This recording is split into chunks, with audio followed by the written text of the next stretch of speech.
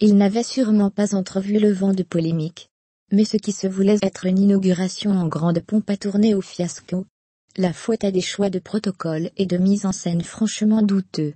Samedi, les élus de Tours Métropole Val-de-Loire posaient fièrement devant la toute nouvelle station d'épuration de la commune de Lune, baptisée la Serre.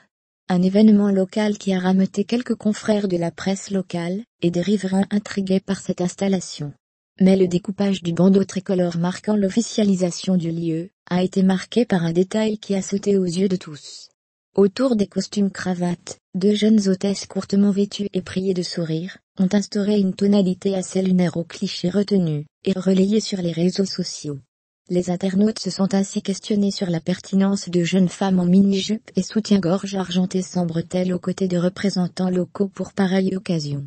Ce contraste inapproprié a par ailleurs trouvé un écho particulièrement virulent des féministes, qui n'ont pu constater qu'une forme de sexisme banal véhiculée en toute quiétude par le service communication de l'agglomération de Tours.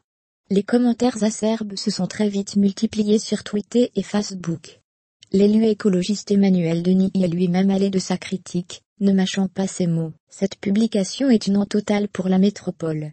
Merci de la supprimer, et de dire qui est l'auteur de cette mise en scène ridicule, a-t-il écrit. Dans son sillage, de nombreux autres citoyens plus anonymes, ont fait part de leur désapprobation. Les hommes en costume, les femmes dénudées. Et sinon, à quand la station d'épuration des machos? Fermez les guillemets, pouvait-on lire notamment. Moins sarcastique et plus dénonciateur encore, un autre a martelé. Encore une fois, preuve en est que nous sommes en France encore très loin de la parité, de l'égalité, du respect des femmes. Ces élus avaient besoin, pour inaugurer une station d'épuration de ces deux jeunes femmes en tenue plus que légère, en octobre. BRRRR. Ils sont juste abjects. Les deux hôtesses en question faisaient en outre partie d'un groupe de samba, et ont été embauchées pour assurer l'animation pendant l'inauguration.